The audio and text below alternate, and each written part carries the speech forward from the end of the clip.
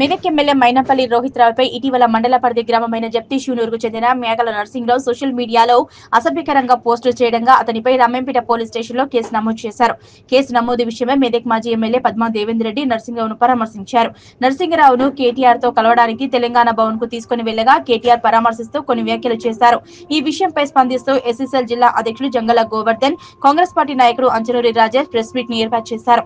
ఈ సందర్భంగా వారు మాట్లాడుతూ సోషల్ మీడియాలో ఎమ్మెల్యేపై అసభ్యకరంగా పోస్ట్ చేసినందుకే కేసు నమోదు చేశారని, ఆ విషయాన్ని రాద్ధాంతం చేస్తూ నర్సింగ్రావును వెంటబెట్టుకుని కేటీఆర్ ను కలవడం, అక్కడ పరామర్శిస్తూ రెచ్చగొట్టే వ్యాఖ్యలు చేయడం ఎంతవరకు సమంజసమని పద్మా దేవేందర్ రెడ్డిని ప్రశ్నించారు. చట్టం అందరికీ సమానమని, ఒకవేళ కాంగ్రెస్ నాయకులు అగౌరవమైన పోస్టులు చేస్తే మీరు సహిస్తారని అడిగారు.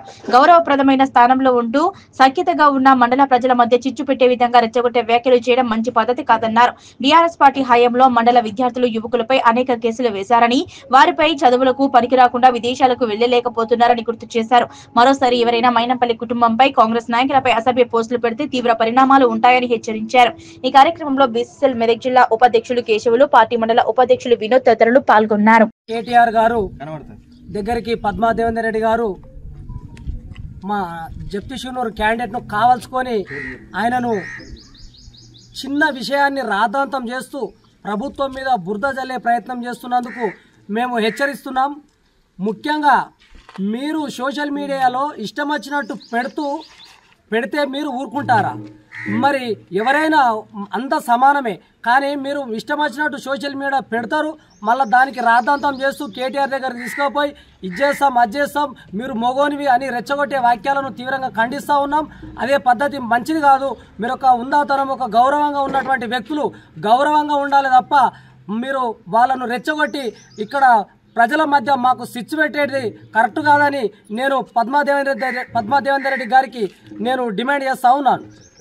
పరిణామాలు మెదక్ కాన్స్టిట్యున్సీలో ఒక చిన్న విషయాన్ని ఈరోజు ఒక బీఆర్ఎస్ పార్టీ సోషల్ కార్యకర్త ఫేస్బుక్లో పెట్టిన చిన్న ఒక విషయాన్ని తీసుకొని మొత్తం మైనంపల్లి హనుమంతరావు కుటుంబాన్ని, ఆ యొక్క కుటుంబాన్ని ఏదో కించపరిచినట్టు, వాళ్ళనేమో పనిచేయనట్టు బదనాం చేస్తున్నారు. గుర్తుపెట్టుకోవాలి, బీఐఎంలో కూడా మా యొక్క కార్యకర్త సంగపురం కానీ శివనూరులో కానీ కొంతమంది విద్యార్థుల పైన, యూత్ పైన కేసులు పెట్టారు. వాళ్ళు ఈరోజు విదేశాలకు పోవాలంటే పాస్పోర్ట్ కూడా వస్తలేదు. అది గుర్తుపెట్టుకోవాలి. గతంలో మీరు చాలా తప్పులు చేసారు. ఈరోజు ఏదో మీకు సమస్యలు లేనట్టు, రాష్ట్రంలో సమస్యలు లేనట్టు సోషల్ మీడియా పట్టుకొని, ఆ కామెంట్ పట్టుకొని, ఫేస్బుక్ కామెంట్ పెట్టుకొని టైంపాస్ చేసుకుంటూ కేటీఆర్ దగ్గర తీసుకొని తను తమాషా చేస్తున్నారు. మాకు కూడా మేము అన్ని గమనిస్తున్నాము. ఒకసారి మైనంపల్లి గారు అనుకుంటే మాత్రం చాలా తీవ్ర పరిణామాలు ఉంటాయి. మేము అబ్జర్వ్ చేస్తున్నాం. మన విషయాలు ఉంటే మాత్రం మీరైతే ఒక గౌరవం మాజీ ఎమ్మెల్యేగా మీరేమన్నా ఉంటే దాన్ని మా దృష్టికి తీసుకురావాలి. కానీ ఈ చిన్న విషయాన్ని పెద్ద విషయం చేసుకుంటూ ఏం లేదు. బీఆర్ఎస్ పార్టీ అంటేనే ఉద్యమకారులను, విద్యార్థి నాయకులను ఎవరైతే యాక్టివ్ పనిచేస్తారో వాళ్ళని వాడుకోవాలి. వాళ్ళ మీద కేసులు ఇవ్వాలి. వాళ్ళ కేసుల మీద, వాళ్ళ పునాదుల మీద వీళ్ళు పదవులు తీసుకోవాలి. మీ గతంలో చూసుకోవచ్చు, 10 సంవత్సరాలకి బీఆర్ఎస్ పార్టీ నాయకత్వం రాకముందుకు అందరూ ఉద్యమకార నాయకులే. నేను కూడా ఒక ఉదాహరణే. నాకు కూడా 10 కేసులు ఉన్నాయి. కేసులో ఉద్యమకారులను వాడుకోవాలి. ఉద్యమం రాగానే వాళ్ళ ఎమ్మెల్యే కావాలి. ఎమ్మెల్యే అయినాక వాళ్ళ బంధువులను చూసుకోవాలి. ఇదే వాళ్ళ కార్యక్రమం. గతంలో పద్మా దేవేందర్ కానీ, పద్మా దేవేందర్ భర్త కానీ ఆయన మీద అక్రమ కేసులు ఉన్నాయి.